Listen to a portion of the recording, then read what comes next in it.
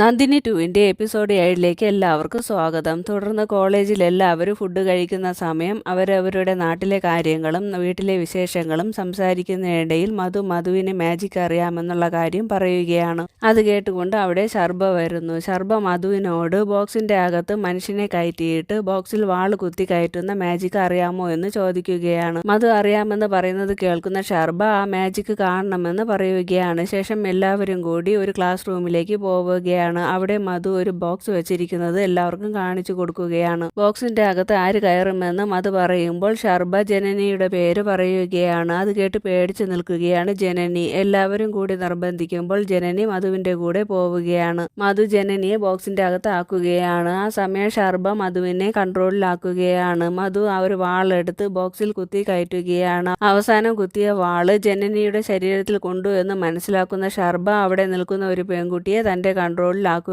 ആ പെൺകുട്ടി അടുത്ത് നിൽക്കുന്ന പയ്യനുമായി വഴക്കു കൂടുകയും അവനെ എല്ലാവരും കൂടി ഉപദ്രവിക്കുമെന്ന് മനസ്സിലാക്കുന്ന അവൻ പേടിച്ച് ക്ലാസ് റൂമിന്റെ പുറത്തേക്ക് ഓടുകയും അത് കാണുന്ന എല്ലാവരും അവന്റെ പുറകെ പോവുകയും ചെയ്യുകയാണ്. അത് കാണുന്ന ശർബ മധുവിനെ കൊണ്ട് വാളിലിരിക്കുന്ന ജനനിയുടെ ബ്ലഡ് എടുപ്പിക്കുകയാണ്. എന്നിട്ട് ജനനിയുടെ ബ്ലഡ് കയ്യിൽ കിട്ടുന്ന ശർബ അവിടെ നിന്ന് പോകാൻ തുടങ്ങുമ്പോൾ ശർബയുടെ മുന്നിൽ സ്റ്റുഡൻസ് വരുന്നത് കാണുന്ന ശർബ കയ്യിലിരിക്കുന്ന ബ്ലഡ് പുറകിലായി മറച്ചു വെക്കുകയാണ്. ഈ സമയം അവിടെ അടുത്തായി ക്രിക്കറ്റ് കളിക്കുന്ന കുട്ടികൾ ബോളിൽ ബാറ്റ് ചെയ്യുമ്പോൾ ആ ബോൾ ശർബയുടെ കയ്യിൽ തട്ടുകയും അപ്പോൾ കയ്യിലിരിക്കുന്ന ബ്ലഡ് തെറിച്ചു പോവുകയും ചെയ്യുകയാണ്. ബ്ലഡ് നഷ്ടപ്പെട്ടത് കൊണ്ട് പേടിച്ച് ടെൻഷൻ അടിച്ച് നിൽക്കുകയാണ് ശർബ. ഗുരു ഈ കാര്യം അറിഞ്ഞാൽ എന്നെ ഭസ്മമാക്കുമെന്ന് വിചാരിച്ച് പേടിച്ച് നിൽക്കുകയാണ് ശർബ. മറുവശത്ത് ഇതെല്ലാം കാണുന്ന അഷ്ടവക്ര ദേഷ്യത്തോടെ നിൽക്കുകയാണ്. അടുത്ത സീനിൽ ക്ഷേത്രത്തിൽ നിന്ന് വരുന്ന ജനനിക്ക് വീരാട്ട് ലിഫ്റ്റ് കൊടുക്കുകയാണ്. കാറിന്റെ അകത്ത് കേൾക്കുന്ന പാട്ട് ആസ്വദിച്ചിരിക്കുകയാണ് ജനനി. വീരാട്ട് ഇതെല്ലാം ശ്രദ്ധിക്കുന്നുണ്ട്. ശേഷം വീരാട്ട് ജനനിയെ വീട്ടിൽ ഡ്രോപ്പ് ചെയ്യുകയാണ്. മറുവശത്ത് നീലിയുടെ അമ്മ നീലിയോട് വിവാഹത്തിന്റെ കാര്യം പറയുകയാണ്. അത് കേൾക്കുന്ന നീലി ഡാഡിയെ വിളിച്ച് എങ്ങനെയുള്ള ചെറുക്കനെയാണ് എനിക്ക് വേണ്ടി നിങ്ങൾ അന്വേഷിക്കുന്നതെന്ന് ചോദിക്കുകയാണ്.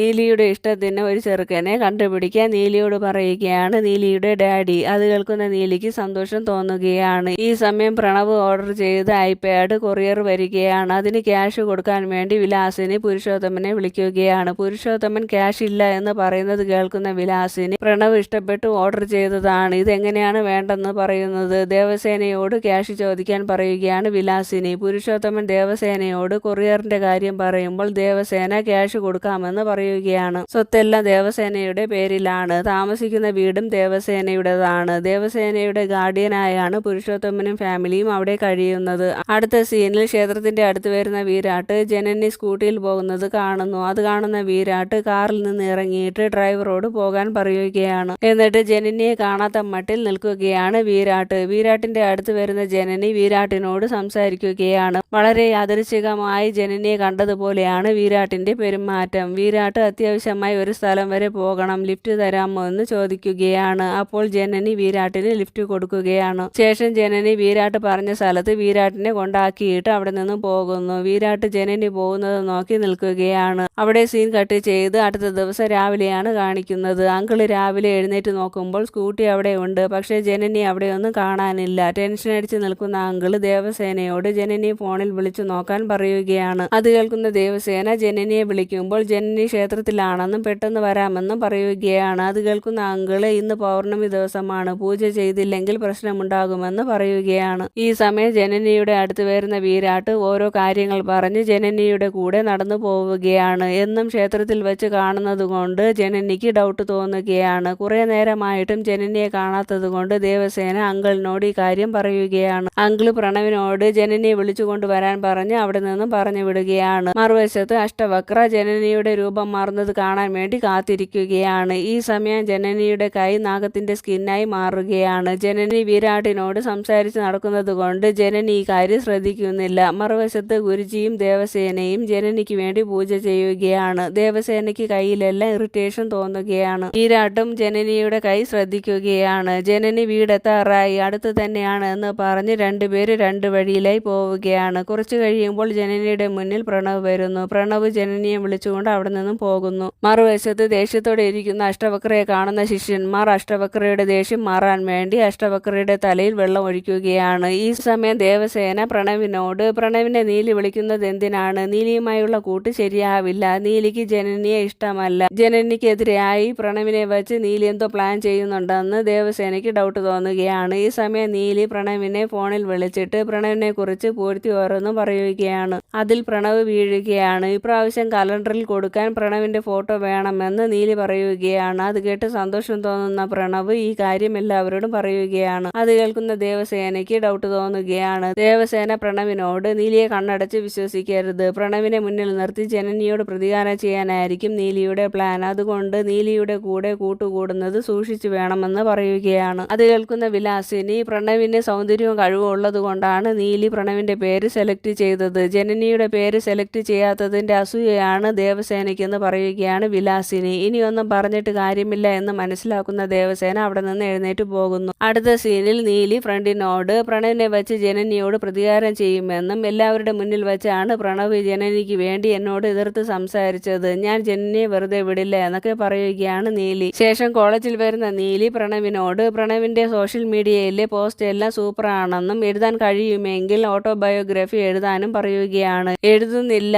എനിക്ക് അതിന് കഴിയുമെന്ന് തോന്നുന്നില്ല എന്നൊക്കെ പറഞ്ഞ് നിൽക്കുന്ന പ്രണവിനെ നീലി നിർബന്ധിക്കുകയാണ്. പ്രണവിന്റെ ഓട്ടോബയോഗ്രഫി നീലി പബ്ലിഷ് ചെയ്യാമെന്ന് വാക്കുകൊടുക്കുകയാണ്. അത് കേട്ട് പ്രണവ് സമ്മതിക്കുകയാണ്. മറുവശത്ത് ജനനിയുടെ സ്കൂട്ടി കംപ്ലൈന്റ് ആയതുകൊണ്ട് വിരാട്ട് ജനനിയെ ഹെൽപ്പ് ചെയ്യുകയാണ്. വിരാട്ട് സ്കൂട്ടി ഉരുട്ടിക്കൊണ്ട് പോവുകയാണ്. കുറച്ചു ദൂരം അവർ സംസാരിച്ചു കൊണ്ട് പോകുമ്പോൾ നീലി വിരാട്ടിന്റെ ഫോണിൽ വിളിച്ച് പരിചയപ്പെടുകയാണ്. പറഞ്ഞു വരുമ്പോൾ വിരാട്ടിന് നീലിയുടെ ഫാമിലിയെ അറിയാം. കുറച്ചു കഴിയുമ്പോൾ ജനനി സ്കൂട്ടി കൊണ്ടുപോകാമെന്നും പറഞ്ഞ് ജനനി അവിടെ നിന്ന് പോകുന്നു. ജനനി പോകുന്നത് കാണുന്ന വിരാട്ട് ഡ്രൈവറെ ഫോണിൽ വിളിച്ചിട്ട് കാറ് കൊണ്ടുവരാൻ പറയുകയാണ്. മറുവശത്ത് പ്രണവ് ഓട്ടോബയോഗ്രഫി എഴുതുകയാണ്. പ്രണവ് എഴുതുന്നത് കണ്ട് ആശ്ചര്യത്തോടെയും അത്ഭുതത്തോടെയും നിൽക്കുകയാണ് പുരുഷോത്തമൻ. അപ്പോൾ അവിടെ വരുന്ന വിലാസിനി പുരുഷോത്തമനോട് കാര്യങ്ങളെല്ലാം പറയുകയാണ്. എന്നിട്ട് വിലാസിനി പ്രണവിനോട് ഓട്ടോബയോഗ്രഫിയിൽ എഴുതുമ്പോൾ വിലാസിനിയുടെ ചെറുപ്പകാലത്ത് വിലാസിനി എങ്ങനെയായിരുന്നു എന്നും പ്രണവിന്റെ ജനിച്ച ശേഷമുള്ള കാര്യങ്ങളും എല്ലാം എഴുതണമെന്ന് പറയുകയാണ് വിലാസിനി. അതെല്ലാം സമ്മതിച്ചിരിക്കുകയാണ് പ്രണവ്. അടുത്ത സീനിൽ പ്രണവ് എഴുതി ഓട്ടോബയോഗ്രഫി വായിച്ചതെല്ലാം നീലി ഫ്രണ്ട്സിനോട് പറയുകയാണ്. പ്രണവിന്റെ സ്കൂളിൽ സംഭവിച്ച തമാശകൾ പറഞ്ഞ് അവർ ചിരിക്കുകയാണ്. ശേഷം പാതിരാത്രിയായിട്ടും പ്രണവ് വരാത്തത് കൊണ്ട് ദേവസേന കാത്തു നിൽക്കുകയാണ്. അങ്കിള് ദേവസേനയോട് ടെൻഷൻ അടിക്കേണ്ട, പ്രണവ് ഫ്രണ്ടിന്റെ വീട്ടിൽ പോയതായിരിക്കും എന്നൊക്കെ പറയുന്നുണ്ടെങ്കിലും ദേവസേന പ്രണവിനെയും കാത്തു നിൽക്കുകയാണ്. കുറച്ചു കഴിയുമ്പോൾ മദ്യപിച്ച് ബോധമില്ലാത്ത അവസ്ഥയിൽ വരുന്ന പ്രണവിനെ കണ്ട് ടെൻഷൻ അടിക്കുന്ന ദേവസേന പ്രണവിനോട് കാര്യം ചോദിക്കുമ്പോൾ നീലി അറേഞ്ച് ചെയ്ത പാർട്ടിയിൽ പോയതാണ്, അവിടെ ഫേമസ് ആയ ഒത്തിരി പേർ വന്നിട്ടുണ്ടായിരുന്നു എന്നൊക്കെ പറയുകയാണ് പ്രണവ്. ദേവസേന പ്രണവിനെ മദ്യപിച്ചതിന് വഴക്കു പറയുകയാണ്. ദേവസേനയുടെ സൗണ്ട് കേട്ട് അവിടെ വരുന്ന വിലാസിനിയോട് ദേവസേന എല്ലാ കാര്യങ്ങളും പറയുകയാണ്. അതെല്ലാം കേൾക്കുന്ന വിലാസിനി അതെല്ലാം നിസ്സാരമായി കാണുകയാണ്. വിലാസിനിയുടെ സൈഡിൽ നിന്നും പ്രണവിനെ സപ്പോർട്ട് ചെയ്തിട്ടുള്ള വാക്കുകളാണ് ദേവസേനയ്ക്ക് കേൾക്കേണ്ടി വന്നത്. ദേവസേനയെ കുറ്റപ്പെടുത്തി ഓരോന്നും പറഞ്ഞിട്ട് വിലാസിനി പ്രണവിനെയും വിളിച്ചുകൊണ്ട് അവിടെ നിന്നും പോകുന്നു. അടുത്ത ദിവസം ദേവസേനയും വിലാസിനിയും ഒന്നും മിണ്ടാതെ നിൽക്കുന്നത് അങ്കിള് ശ്രദ്ധിക്കുകയാണ്. അങ്കിൾ ആ കാര്യം പറയുന്നുണ്ടെങ്കിലും രണ്ടുപേരുടെ മുഖത്തും ഒരു റിയാക്ഷനും ഇല്ലാതെ നിൽക്കുകയാണ്. അപ്പോൾ അവിടെ തലവേദന എന്ന് പറഞ്ഞ് പ്രണവ് വരുന്നു. പ്രണവിനെ കാണുന്ന ദേവസേന പ്രണവിനെയും വിലാസിനിയെയും പറ്റി നേരെ കുറ്റം പറയാതെ വളച്ചൊടിച്ച് പറയുകയാണ്. അത് കേട്ട് മനസ്സിലാക്കുന്ന വിലാസിനി അവിടെ നിന്ന് പോകുന്നു. ഒന്നും മനസ്സിലാവാതെ ഇരിക്കുകയാണ് അങ്കിള്. പ്രണവ് പോകുന്ന വഴി ശരിയല്ല, നീലിയുമായുള്ള പ്രണവിന്റെ ഫ്രണ്ട്ഷിപ്പ് നല്ലതിനല്ല എന്നൊക്കെ ദേവസേന പറയുന്നത് കേൾക്കുന്ന പ്രണവും അവിടെ നിന്ന് എഴുന്നേറ്റ് പോകുന്നു. ദേവസേനയ്ക്ക് ദേഷ്യം വന്ന് നിൽക്കുകയാണ്. അങ്കിള് ദേവസേനയെ സമാധാനിപ്പിക്കാൻ ശ്രമിക്കുകയാണ്. മറുവശത്ത് അഷ്ടവക്രയുടെ അടുത്ത് വരുന്ന ശർബ അഷ്ടവക്രയോട് ഒരു ചാൻസ് കൂടി തരാൻ പറയുകയാണ്. അത് കേട്ട് ആദ്യം ദേഷ്യപ്പെടുന്നുണ്ടെങ്കിലും പിന്നീട് ശർബയ്ക്ക് ഒരു ചാൻസ് കൂടി അഷ്ടവക്ര കൊടുക്കുകയാണ്. അടുത്ത സീനിൽ ദേവസേന പ്രണവിനോട് നീലി കലണ്ടറിൽ പ്രണവിന്റെ ഫോട്ടോ കൊടുക്കുമെന്ന് പറഞ്ഞിട്ട് കൊടുത്തില്ലേ എന്ന് പറഞ്ഞ് കളിയാക്കുകയാണ്. അത് കേൾക്കുന്ന പ്രണവ് പ്രണവിന് ഫോളോവേഴ്സ് കൂടിയെന്നും ഫ്രണ്ട്സിന് പാർട്ടി കൊടുക്കണമെന്നും പറഞ്ഞ് അവിടെ നിന്ന് പോകുന്നു. മറുവശത്ത് നമ്പൂതിരിയുടെ ആത്മാവ് അഷ്ടവക്രയ്ക്ക് നമ്പൂതിരിയുടെ യഥാർത്ഥ ശരീരം മാന്ത്രിക ശക്തിയിലൂടെ കാണിച്ചു കൊടുക്കുകയാണ്. എന്നിട്ട് എന്റെ പഴയ ശരീരം എനിക്ക് വേണം, അതിന് ജനനിയുടെ ബ്ലഡ് നിർബന്ധമായും വേണം, എനിക്ക് ശരീരം കിട്ടിയാൽ മാത്രമേ കാലചക്രം എടുക്കാൻ കഴിയുകയുള്ളൂ എന്ന് പറയുകയാണ്. അത് കേട്ട് ആലോചിച്ച് നിൽക്കുകയാണ് അഷ്ടവക്ര. അടുത്ത സീനിൽ പ്രണവ് നീലിയുമായി വീട്ടിൽ വരികയാണ്. കൂടെ ഫ്രണ്ട്സും ഉണ്ട്. ഒരാൾ നീലിയുടെ പിക്ചർ വരയ്ക്കുകയാണ്. ഇതെല്ലാം കണ്ടുകൊണ്ട് അവിടെ ദേവസേനയും ജനനിയും വരുന്നു. ദേവസേനയ്ക്ക് നീലി അവിടെ വന്നത് ഇഷ്ടപ്പെട്ടിട്ടില്ല. ദേവസേന വിലാസിനിയോട് ഇവരെന്തിനാണ് എന്തിനാണ് വന്നതെന്ന് ചോദിക്കുകയാണ്. അവരെല്ലാവരും പ്രണവിന്റെ ഫ്രണ്ട്സ് ആണ് എന്ന് പറയുന്നത് കേൾക്കുന്ന ദേവസേന നീലി ഫിലിം സ്റ്റാറായ അശോക് കുമാറിന്റെ മകളാണെന്ന് പറയുന്നത് കേൾക്കുന്ന വിലാസിനി വളരെ സന്തോഷത്തോടു കൂടി നീലിയുടെ അടുത്തേക്ക് പോവുകയാണ്. എന്നിട്ട് നീലിയെ പരിചയപ്പെടുകയാണ് വിലാസിനി. ജനനിയെ കാണുന്ന നീലി മിഥുനോട് ജനനിയുടെ പിക്ചറും കൂടി വരയ്ക്കാൻ പറയുകയാണ്. നീലിയുടെ ശത്രുവാണ് ജനനി എന്ന് അറിയാവുന്നത് കൊണ്ട് ജനനിക്ക് പകരം ഒരു ഡോങ്കിയുടെ പിക്ചറാണ് വരയ്ക്കുന്നത്. അത് കണ്ട് എല്ലാവരും ചിരിക്കുകയാണ്. ജനനി വിഷമിച്ചു നിൽക്കുന്നത് കണ്ട് ദേഷ്യം വരുന്ന ദേവസേന നീലിയോട് വയലന്റായി സംസാരിക്കുകയാണ്. നീലി ഇതെല്ലാം ചെയ്യുന്നത് ജനനിയെ വിഷമിപ്പിക്കാൻ വേണ്ടിയാണെന്നും കോളേജിൽ വെച്ച് ജനനിയെ പലതവണ നാണം കെടുത്തിയിട്ടുണ്ടെന്നും പറയുകയാണ്. അത് കേൾക്കുന്ന നീലി എന്നോട് പ്രതികാരം ചെയ്യാൻ വേണ്ടിയാണോ എന്നെ നാണം കെടുത്തിയത് എന്ന് പറഞ്ഞിട്ട് നീലി അവിടെ നിന്നും പോകുന്നു. ഞാൻ വിളിച്ചിട്ടാണ് നീലി ഇവിടെ വന്നത്. നീലിയെ ആ നാണം കെടുത്തിയത് ശരിയായില്ല എന്ന് പറഞ്ഞ് പ്രണവും അവിടെ നിന്ന് ദേഷ്യത്തോടെ പോവുകയാണ്. വീട്ടിൽ വരുന്ന ഗസ്റ്റുകളോട് ഇങ്ങനെ പെരുമാറാനാണോ നിങ്ങൾ പഠിപ്പിച്ചതെന്ന് പുരുഷോത്തമനോട് പറഞ്ഞിട്ട് വിലാസിനി അവിടെ നിന്ന് പോകുന്നു. അടുത്ത സീനിൽ ഒരു അദൃശ്യ ശക്തി ദേവസേനയുടെ വീട്ടിലേക്ക് വരികയാണ്. ആ ശക്തി പ്രണവിന്റെ ശരീരത്തിൽ കയറുന്നു. പ്രണവ് ദേവസേനയോട്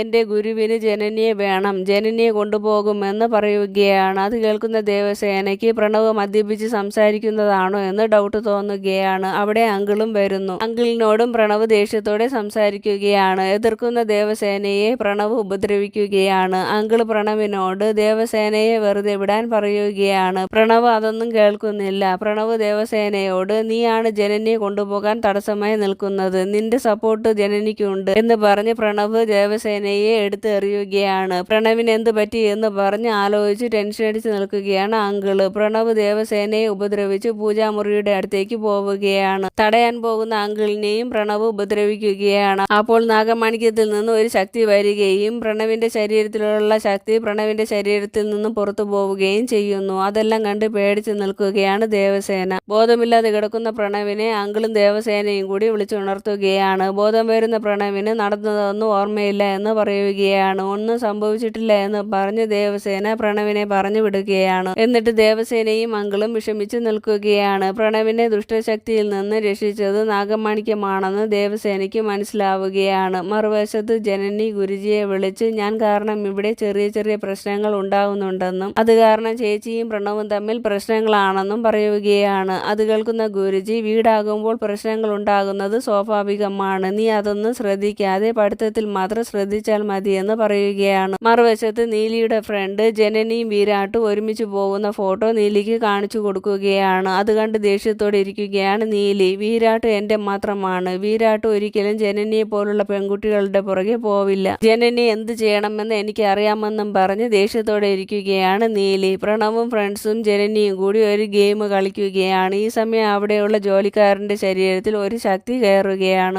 അയാൾ അവർ 3 പേരും ഗെയിം കളിക്കുന്നത് നോക്കി നിൽക്കുകയാണ്. ഈ സമയം അവിടെ വരുന്ന ദേവസേനയും ഇതെല്ലാം കണ്ട് സന്തോഷത്തോടെ നിൽക്കുകയാണ്. ജോലിക്കാരൻ തന്റെ ശക്തി പ്രയോഗിച്ച് കയ്യിൽ ഒരു പെൻസിൽ വരുത്തുകയാണ്. എന്നിട്ട് ജനനിയുടെ അടുത്തേക്ക് പോവുകയാണ്. ഇതെല്ലാം ദേവസേന കാണുന്നുണ്ട്. അത് കണ്ട് പേടിക്കുന്ന ദേവസേന അയാളുടെ കയ്യിൽ പിടിക്കുകയാണ്. എന്നിട്ട് ജനനിയെ എന്തിനാണ് ഉപദ്രവിക്കാൻ ശ്രമിക്കുന്നതെന്ന് അയാളോട് ചോദിക്കുകയാണ്. അത് കേൾക്കുന്ന അയാൾ ഞാൻ ഇന്നലെ നിന്നോട് പറഞ്ഞതല്ലേ എന്നെ തടയാൻ ശ്രമിക്കരുതെന്ന്, എന്നിട്ട് നീ പിന്നെയും എന്നെ തടയാൻ ശ്രമിക്കുകയാണോ എന്ന് ചോദിക്കുകയാണ്. അത് കേൾക്കുന്ന ദേവസേനയ്ക്ക് പ്രണവിന്റെ ശരീരത്തിൽ കയറിയ ശക്തിയെ ഓർമ്മ വരികയാണ്. പ്രണവും ഫ്രണ്ടും കൂടി അയാളെ പിടിക്കാൻ ശ്രമിക്കുകയാണ്. ജനനി ദേവസേനയുടെ അടുത്തേക്ക് വരാൻ ശ്രമിക്കുമ്പോൾ ദേവസേന ജനനിയോട് ദൂരേക്ക് മാറി നിൽക്കാൻ പറയുകയാണ്. എന്നിട്ട് ദേവസേന അയാളെ പൂജാമുറിയുടെ അടുത്തേക്ക് കൊണ്ടുപോവുകയാണ്. അപ്പോൾ അയാളുടെ ശരീരത്തിൽ നിന്ന് ഒരു ശക്തി പുറത്തേക്ക് പോകുന്നത് ദേവസേന കാണുന്നു. പക്ഷെ ഈ കാര്യം ദേവസേന മാത്രമേ കണ്ടിട്ടുള്ളൂ. അത് കണ്ട് പേടിച്ച് നിൽക്കുകയാണ് ദേവസേന. അഷ്ടവക്രയുടെ അടുത്ത നീക്കം എന്താണെന്ന് അറിയാൻ അടുത്ത എപ്പിസോഡ് ഇടുന്നത് വരെ വെയിറ്റ് ചെയ്യണേ. താങ്ക്